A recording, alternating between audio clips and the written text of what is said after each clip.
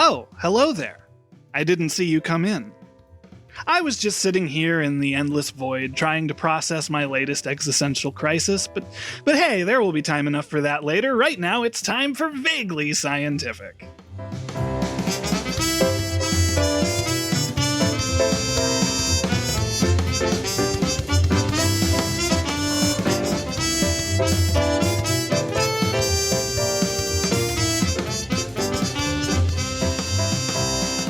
I am still probably Derek, and joining me as always is none other than the man of 1,000 science.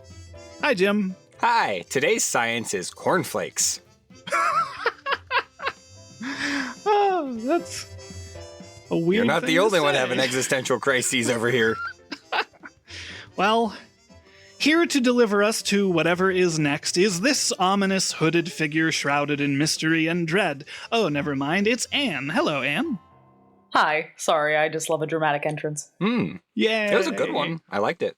It's a nice hood, actually. Did you make that? No, I've stolen it, and we're not going to talk about where. Interesting. I'd like to see them find us in the void. Well, since we have nothing better to do, I guess we should do the show where we use spurious reasoning to answer audience-submitted questions in a manner that we like to call vaguely scientific.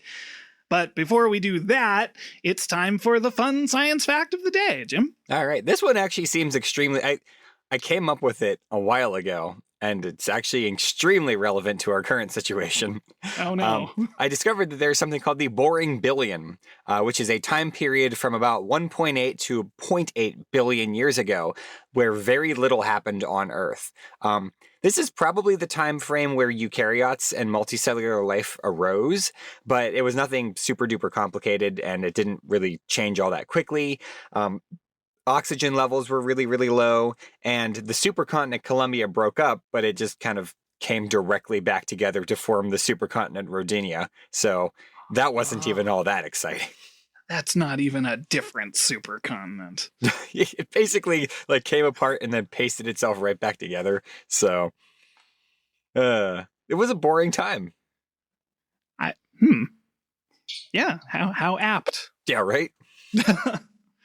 Well, I guess we should try to do something to avoid the boredom. We do have a couple questions left over from our time in existence. So why don't we talk about those? Yeah. All right. Well, question 1 this week. Could there have been an industrial civilization before us? Well, I think it depends on your definition of industrial. Ooh, okay. I think it depends on your definition of before us. It also depends on your definition of civilization. Well, it also depends on your definition of could. True. Did you just want to participate? Yes. So us, I assumed humanity, but we can talk about if I'm wrong. It could be that. The reason I bring up our definition of us, right, is because we, right now in 2023, like, society has been industrial for years. Mm-hmm. Yeah. So, yes, there has been industrial societies before us. Oh, personally. good point. Yeah. But if we get nitpicky about that, right, like, are we talking about before the Industrial Revolution? Right. Mm-hmm. Or are we referring humanity itself? You Yeah. know, like, are we talking, like, could the ancient Egyptians factor into this? Ooh, okay. Well, that's what I was thinking, because I was thinking that, like, for a very long time, humans didn't have machinery or steam power or anything like that, but we had mass production. We had, the ability to create large-scale projects, things, since you mentioned Egypt, the pyramids, other ancient wonders of the world. I mean, armies and weapons. It's not even so much like wonders of the world. I did find, to define industrial, generally historians tend to refer to that as societies that have mass production, not just like mechanized mass production. Gotcha. Yeah. a pretty big factor, but also, again, define mechanized, because we also have evidence that, for example, ramps are machines. Well, and also, though, for example, we have archaeologists who believe that certain, like the clay stamps that went on goods to be shipped in and out of the Empire of Ancient Egypt, that those were mass-produced and, like, stamped in groups. Because they can find, in the same way that, like, you can tell the same printing press printed the same books because, like, flaws in the text. They found, like, flaws in clay that tells them that it was, like, made from the same batch. So, again, kind of mass-produced. Certainly not on a modern scale, but... Yeah. I mean, an assembly line of human workers is still an assembly line. Like, that's technically industrial. Yeah. There's the other thing that I was thinking about, which I saw this a long time ago, and I think there's been a little bit more research done on it since then.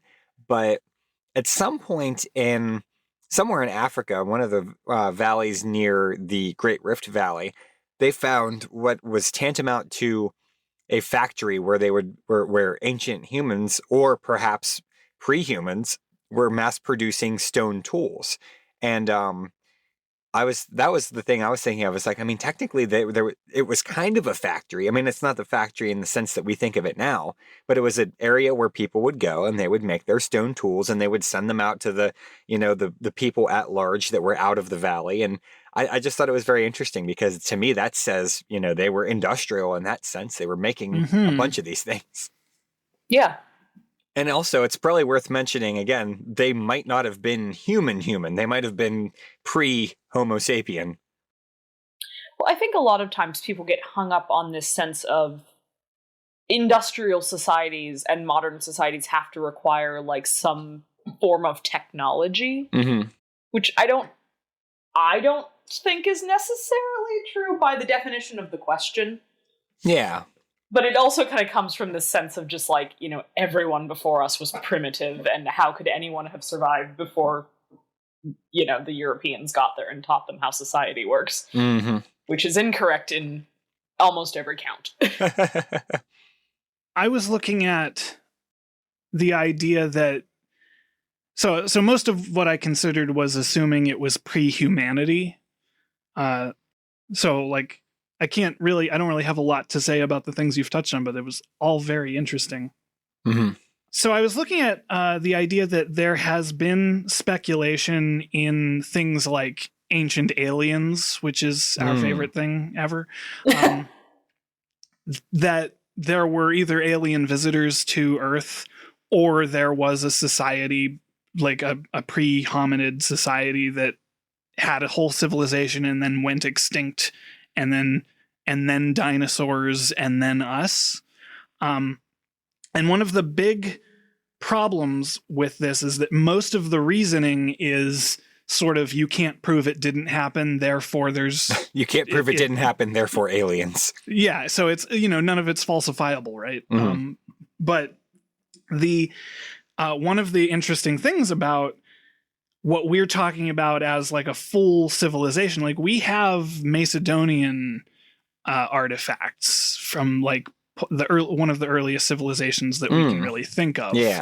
So we have some remnant of that, and big civilizations leave things like infrastructure, like buildings, or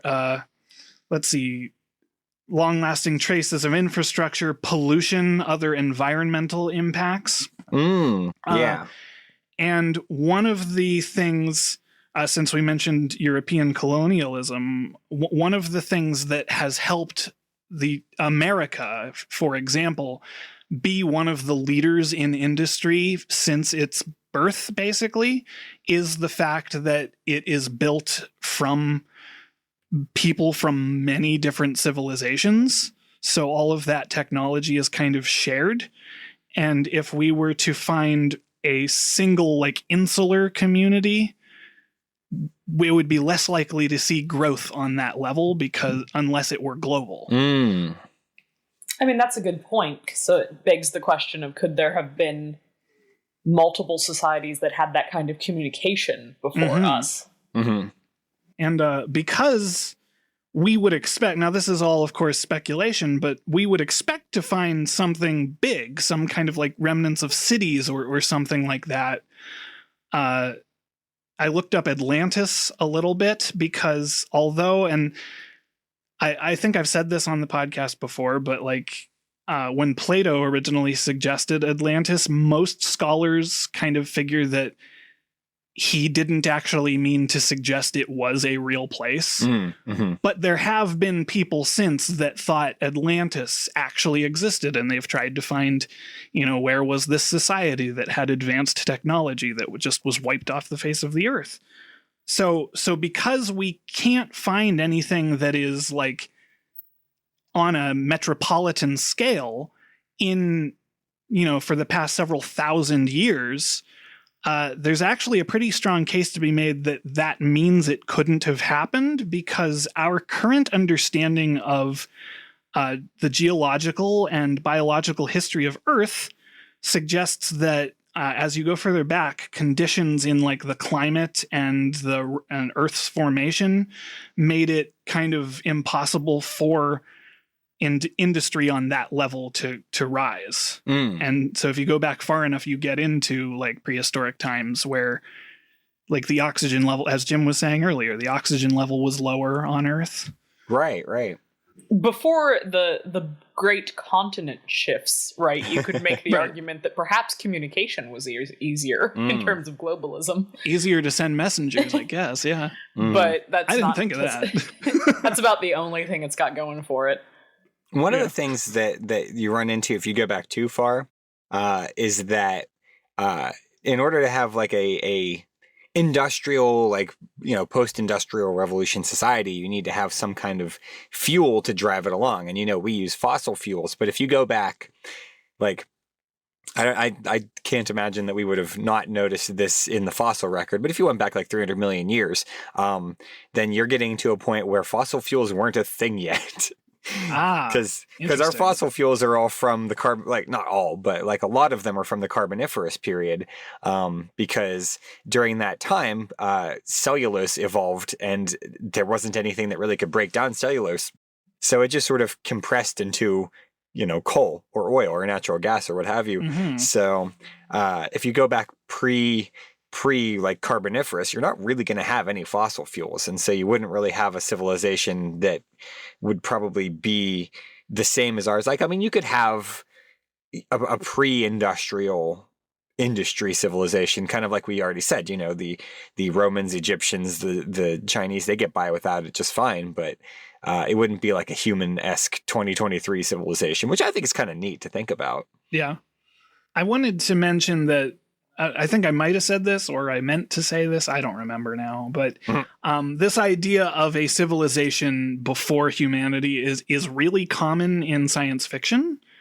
And especially things that deal with like Atlantis. I know the old movie Stargate was kind of about the Egyptian gods were actually aliens.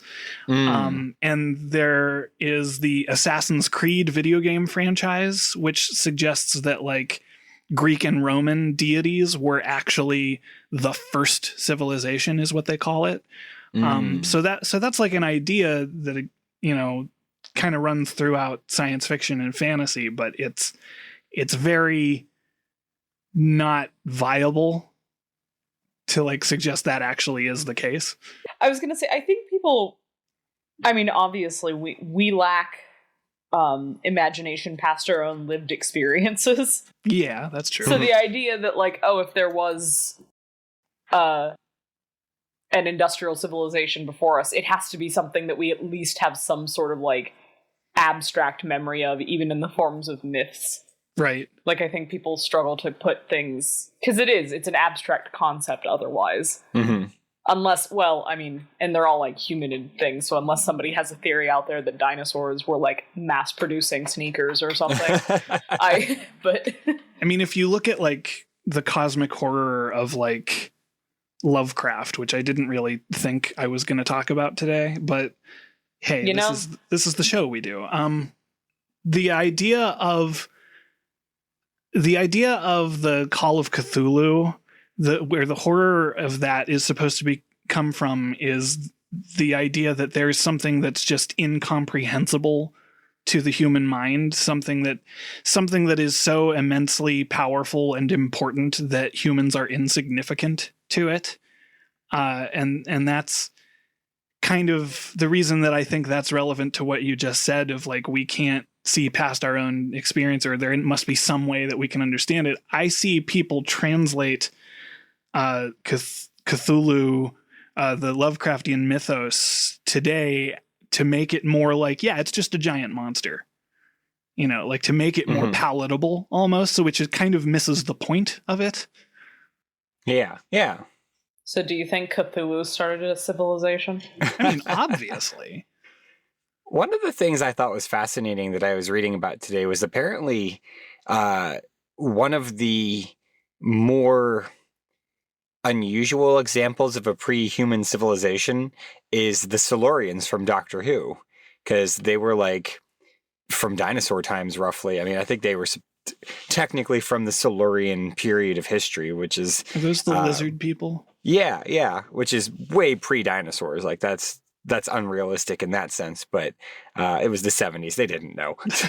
They were writing for the BBC. They weren't paid to look into these. But the point is apparently that's like one of the furthest back examples, if not maybe the furthest back example of here's a civilization on Earth that predates humans that is, a global / industrial civilization. I just think that's kind of neat because that's like, it's just a Doctor Who villain,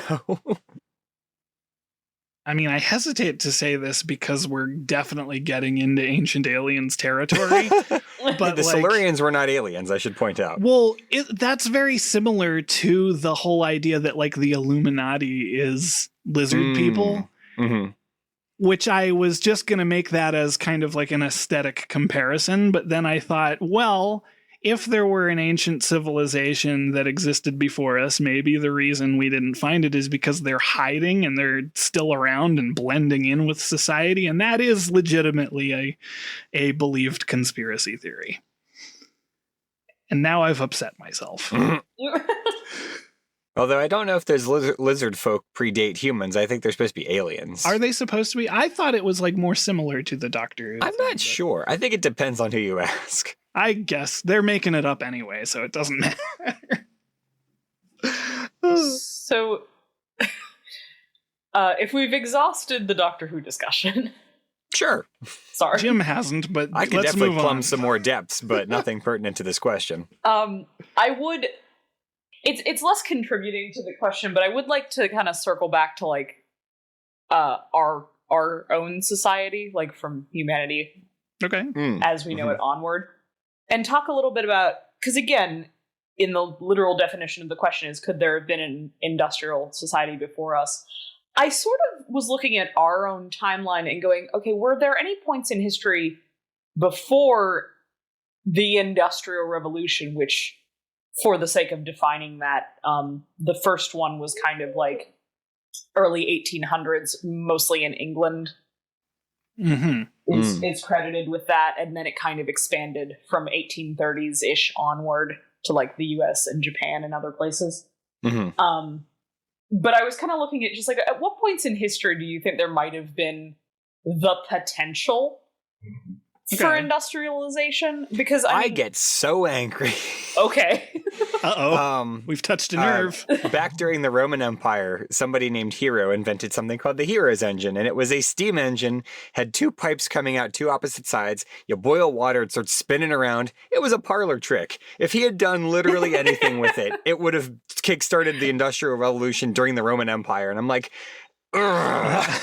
See, this is the rants I'm hoping to bring about.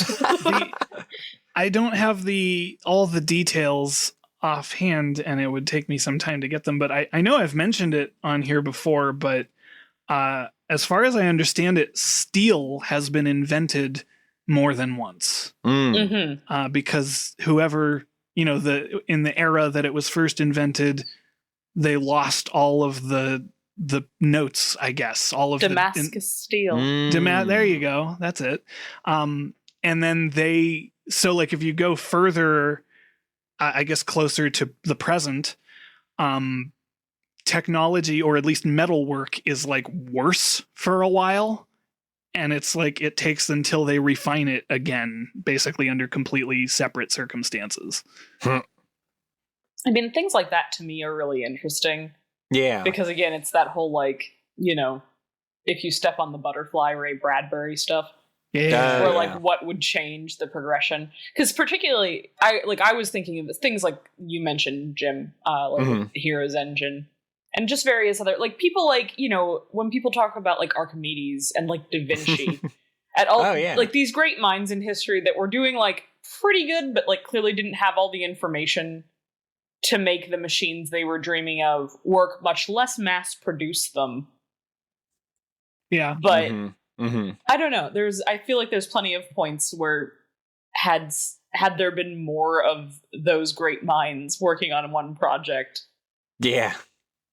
Well, the advancement of communication really helped with that. Even because we've talked about Alexander Graham Bell and how he was not the only person trying to invent the telephone. The needs, like the entire world has the same needs. And it's just kind of a race to like invent the thing that solves the problem. Right. And nowadays you can, send a message around the world and people will know, oh, they solved the problem. Yeah. The one that I thought was kind of interesting that I was reading about, this isn't exactly related to the question, but it is related to the thing we're kind of talking about now, is how much geography and the presence of various minerals, many of which were deposited by meteor impacts, which are completely at random, and also animals, because the specific thing I was watching, and it was a documentary about like the civilizations of the Americas, and they were saying how differently these civilizations evolved because they didn't have horses, and we have them now, of course, because we brought them with us, but pre-Spanish conquistador times, they didn't have horses to relay messages or to bring things from place to place. They had some pack animals, but nothing that had the speed and the endurance of a horse. And I just thought that was really interesting. No Pony Express. Yeah. Interesting. So I guess if you were looking at making a pre-human industrial civilization, then you'd have to like think about the kinds of animals that might be able to do work during that time frame as well. Although I bet you could probably hitch a wagon to like a brachiosaurus or something. Dinosaurs as pack animals. Interesting. Well, you saying dinosaurs as pack animals I was just going to say isn't there a fantasy sci-fi series where like humans and Dinotopia? Yeah, that. Oh yeah, Dinotopia. Where's Allie? She wants to talk about that. We got to call Allie. Dinotopia and Animorphs. Yeah. Well, Dinotopia specifically, but I mean that's dinosaurs as pack animals. Yeah, I don't think they're pack animals. I think they're supposed to be like sapient. Is my understanding, but I haven't read it, so dinosaurs as footmen and porters. Then dinosaurs as friends. The last thing I wanted to mention is like ants. Ants are very industrious, and they are sort of a civilization. They're a monarchy, so ants have been around a very long time. They're a monarchy because we called them a monarchy. I mean, hey, I'm specifically thinking of farmer ants, though. Like they are super industrious. Do ants mass produce anything? Well, they farm besides other ants. That's true. I'm saying the farmer ants, they've discovered agriculture, and that sounds like a goof, but it really isn't. I mean, it could count. I don't know. I didn't think of that, but that's an interesting. Bees and wasps. Honey. Yeah, all of the. I feel like bees a stronger argument because termites. That's like a product. Yeah, true. I don't remember what that like genre of insect is called. Not our. No. Smarter than us, apparently. Yeah, but like the like ants and wasps and bees, and they're all sort of related to each other, and I cannot remember what they're called for the life of me.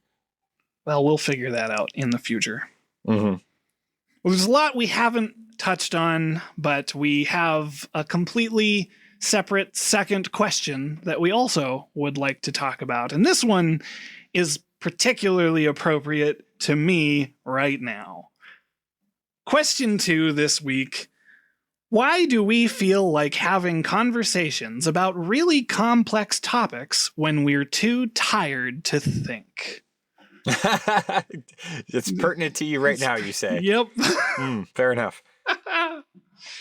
I have several directions to go with this, so yeah.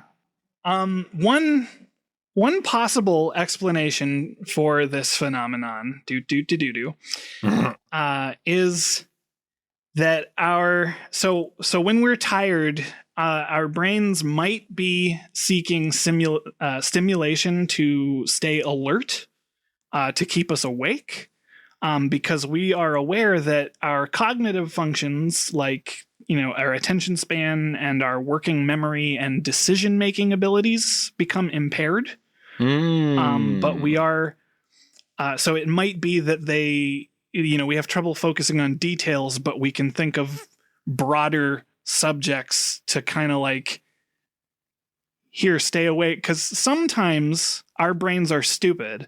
And when we're starting to fall asleep, our bodies react to kind of like jolt us awake, which is a response to dying.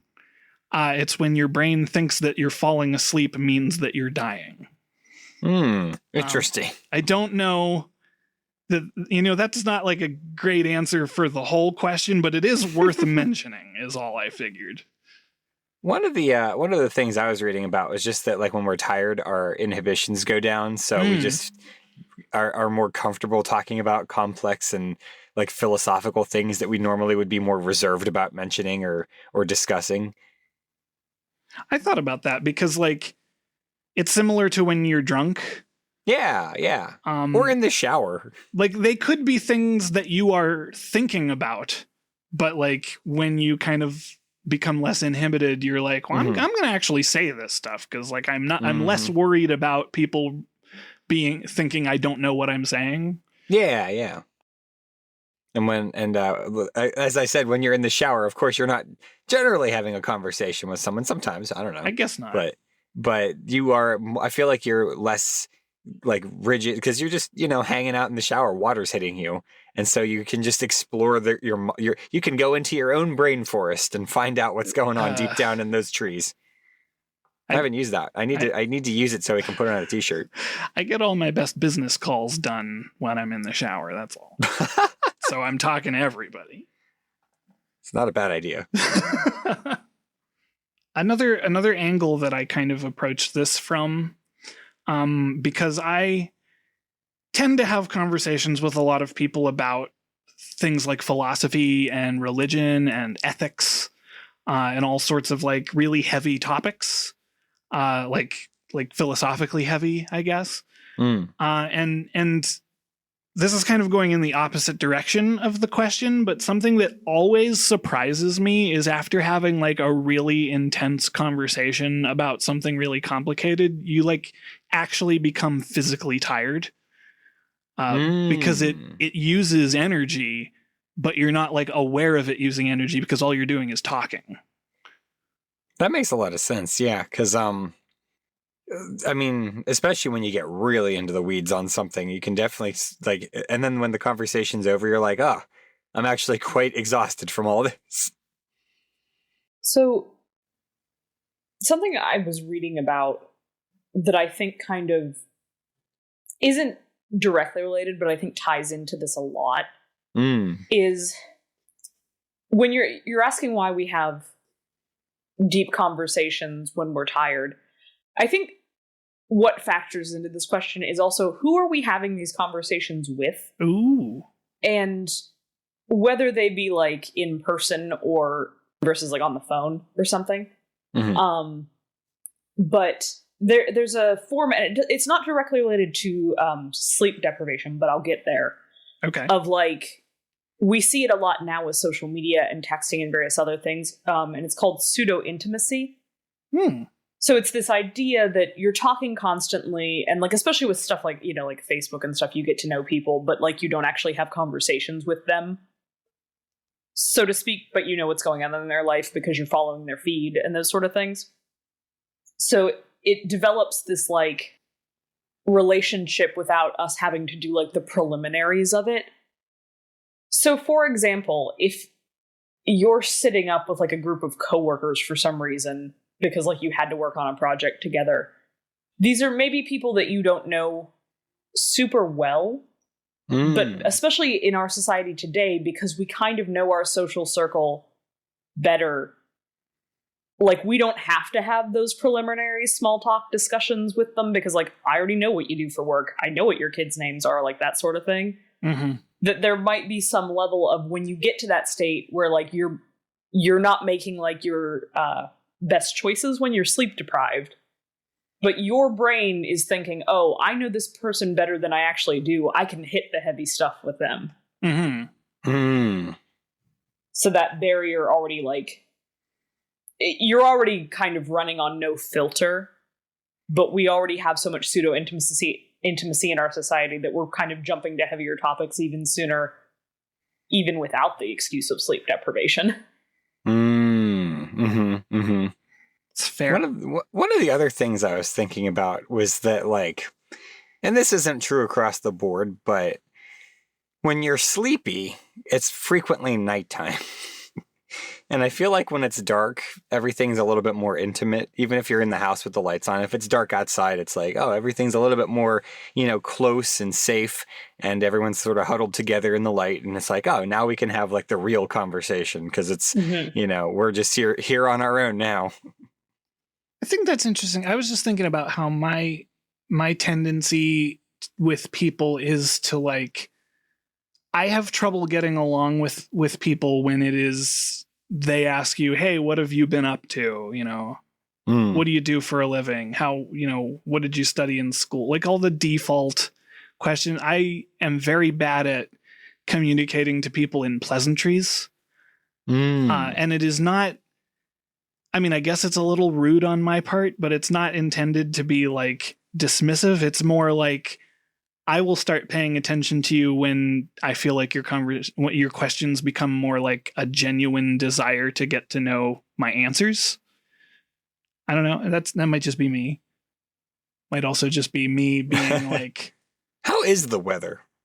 Right now it is here. Looks like it's gonna rain, but it probably won't. That's what it's like here. This is not our best episode, guys.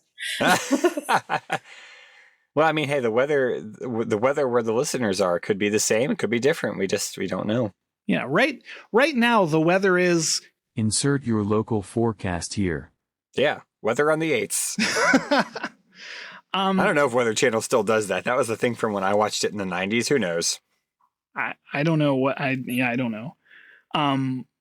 Another thing I was reading about is the idea that 'cause I knew people in college that would like purposefully try to deprive themselves of sleep to write things like poetry or short stories. I was an English major in college, everyone, just so that's not quite as condolences pretentious as it, right? Yeah. It was a mistake. Don't do it. But so I had several acquaintances that were like trying to be very creative, writery people. Writery, it's an adjective. So I looked into that, the idea of being tired when you're writing, because my first thought was like, you think you're funnier than you are when you're tired, similar to like if you're intoxicated. You might think you're more charming than you are, but I was like, but apparently studies suggest that people are actually more creative when they are tired, in like a creative field type sense. And there's a reason for this. So like, if you are tired, your brain is not good at filtering out distractions and focusing on a particular task. And it's also a lot less efficient at remembering connections between ideas. So that sounds like a handicap, but like these are apparently both good things when it comes to creative work, since this kind of work requires us to make new connections and to be open to new ideas and think outside the box. And I was reading about a sort of experiment that was done about this. So they had people of varying levels of wakefulness, I guess, and they gave them 3 words, and the task was to find what is the connection between those 3 words. But they also gave each word what they called a distractor word. So here's the example that I read. The 3 words are ship, outer, and crawl. And the connection between those is space. So spaceship, outer space, crawl space. But they also gave distractor words. So with ship, they also gave ocean. With outer, they also gave inner. And with crawl, they also gave baby. And they found that when people were like awake and like alert, it was easy for them to ignore those distractor words and just kind of take out the ones they were supposed to be paying attention to. But when people were tired, they would have more trouble doing that. So they would get hung up on, well, I don't see how ship and ocean have anything to do with crawling babies. So that's interesting, because actually in one of the articles I was reading, one of the like side effects of severe sleep deprivation specifically listed mentally stalling on subjects, or like fixating on things. Oh. Like you can't move past concepts as easily when you're sleep deprived. Well, I think this is more saying just like when you are fatigued, because I think there is a level where you can push past that, and sleep deprivation is just detrimental, like across the board. So to the last bit of this little study, I guess, and I just thought this was kind of interesting, is they found that people who are awake are better at what is called an analytic problem, which is something like a math problem or something that uses logic. And people who are kind of like at the end of their day will be better at things that are insight problems. Now, these aren't like abstract creative outlets like writing or painting or something. This is still a type of word problem, but it's less straightforward, I guess. And so I have an example of each here to kind of give, and I have the answers as well, so don't worry too much. So like an analytic problem would be something like, Bob's father is 3 times as old as Bob. They were both born in October. 4 years ago, he was 4 times older. How old are Bob and his father now? And that's basically just a math problem. You punch it into a few different formulas and you find out that Bob is 12 and his father is 36. I figured I'd get right to the answer right away.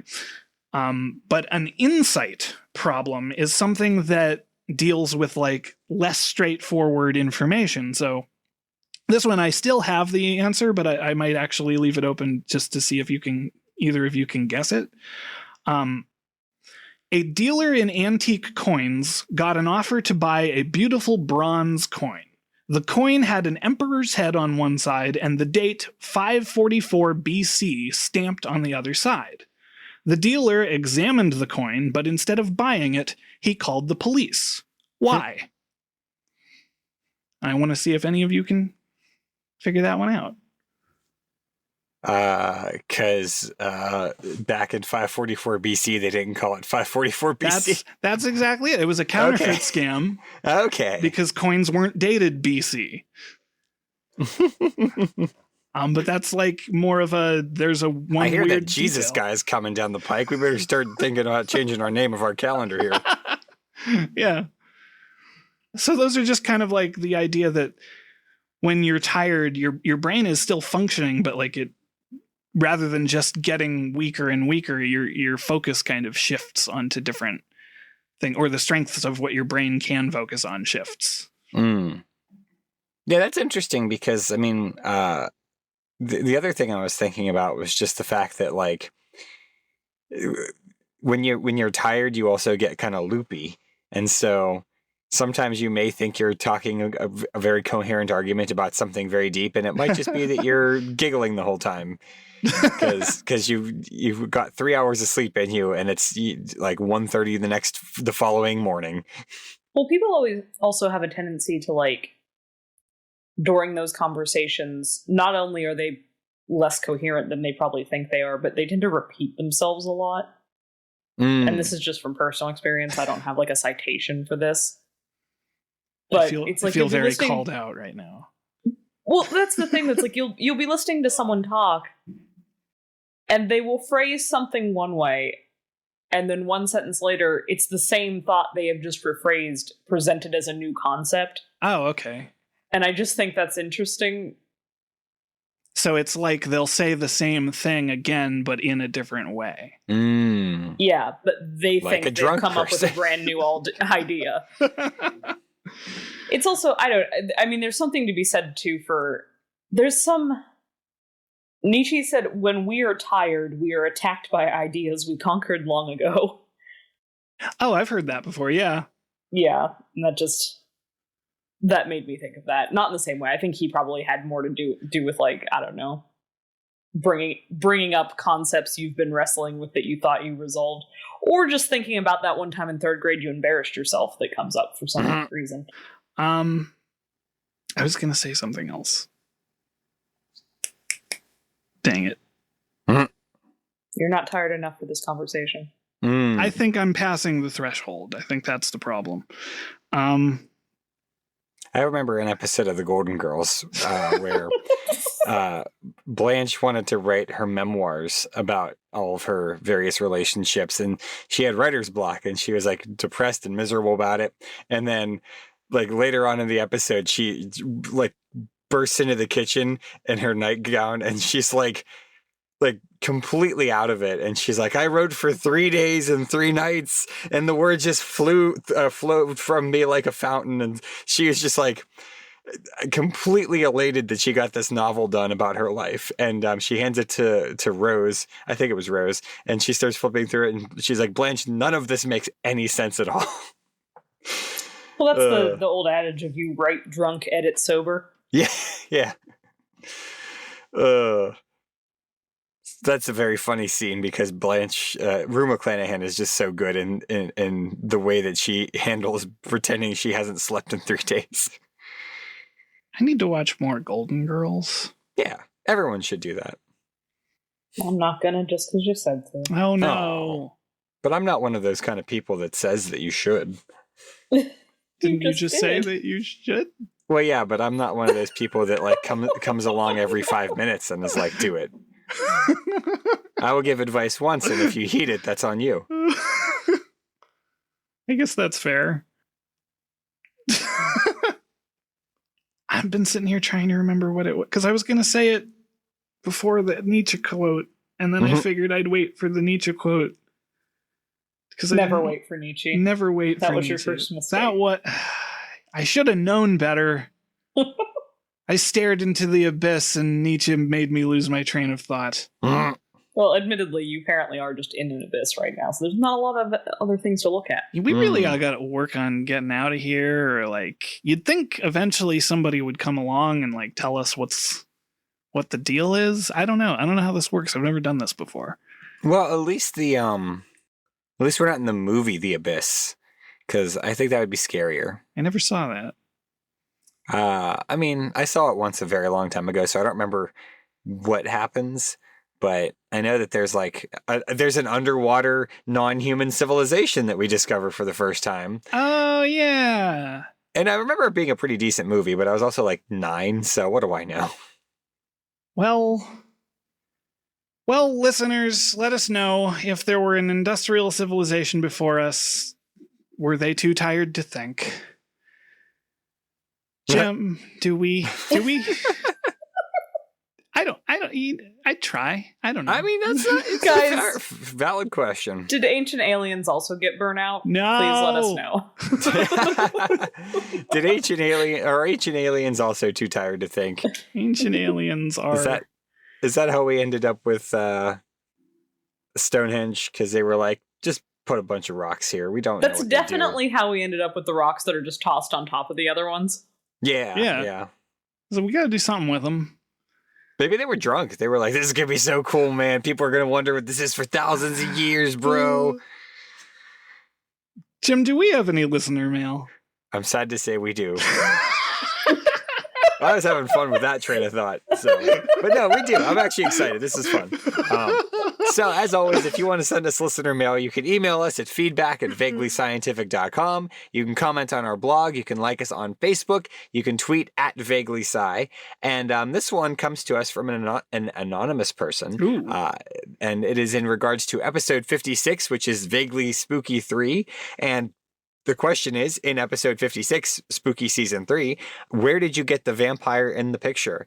And it's kind of a funny story. I don't know. I do know I won it at a carnival or an amusement park or something. It was like a carnival prize thing. I don't remember when or where, but I've had it for a very long time, and every once in a while it turns up in my house and I'm like, I should donate this to Goodwill or give it to some random child on the street, and I'm always like, oh, but it's kind of cute, and I stick it back in a box for 3 years. And so that's a little yellow one. Yeah, the little yellow vampire.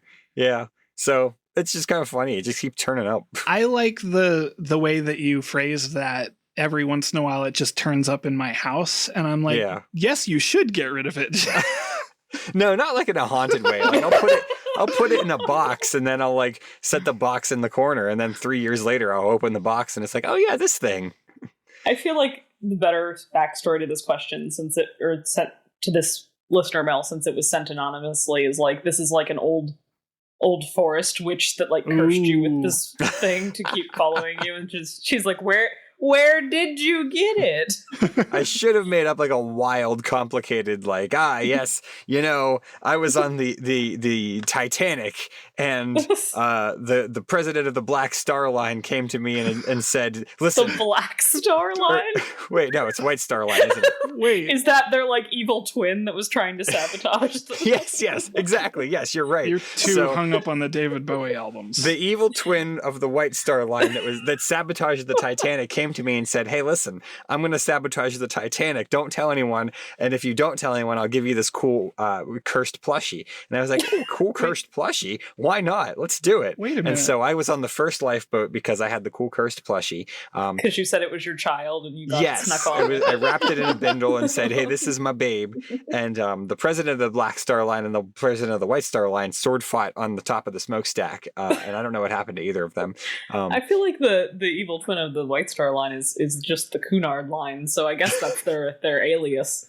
Yeah. What is this about the White Star Line sabotaging the Titanic? No, the Black Star Line sabotaged it. Yeah. Okay, I was like, this feels like it should be a conspiracy theory of the week, and I've not heard it. So actually, there is, I should say, a conspiracy that he did do that. Oh, yeah. Yeah, for insurance purposes. Okay, I will be researching that. Yeah. So one of those stories is true. You can pick which one. So thank you very much for that email and writing prompt. And if you have a question that needs to be answered in a vaguely scientific manner, please email us at questions@vaguelyscientific.com. If you want to get our episodes the minute that they're released, you can subscribe to our podcast on Apple Podcasts, Google Play, and all the other cool places that podcasts like to hang out. And subscribing and leaving feedback really helps us out, and so does telling your friends. Tell all your friends, unless they're tired, because then they will have trouble remembering it. Yeah. Or you'll talk about it for hours. Yeah. Oh, that's true. Tell them about it when they're alert and then listen to it when they're tired. Some of the deep lore of this podcast is that this is the impetus for it is that is exactly what we did once. Well, not once, multiple times. Yeah. We would have tired conversations and be like, this would be fun to record. Yep. So there you go. Anyway, our vaguely musical intro was composed by Anthony Pizzelli. And don't forget to check out our merch store over at vaguelyscientific.threadless.com. I discovered, apparently now we have mouse pads, which is pretty cool. Awesome. Or not even just mouse pads, but also those neoprene, table mats that frequently I see people use them for gaming and stuff. So a lot of mats. Go check those out. Those are nice. Yeah. Thank you to Anne for being our guest this week. You are welcome. Yay! For Vaguely Scientific, I am still probably Derek. I'm constantly Jim. I'm definitely Anne. You guys are quick. What? And yeah, we'll see you next time. Toodaloo, everyone.